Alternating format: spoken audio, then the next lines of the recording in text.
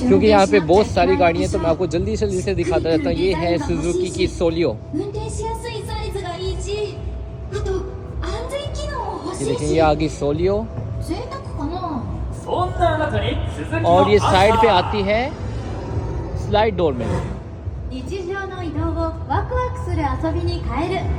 ये देखिए slide door में आ गई ये गाड़ी। तो ये है गाड़ी सोलियो।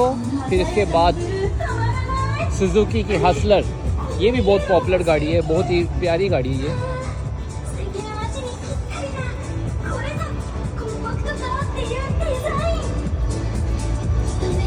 ये हसलर मुझे पर्सनली बड़ी पसंद है, इसकी शेप भी।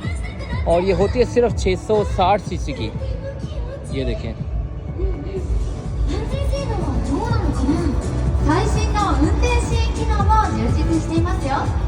例えば高速走行時にカーブを曲がるとき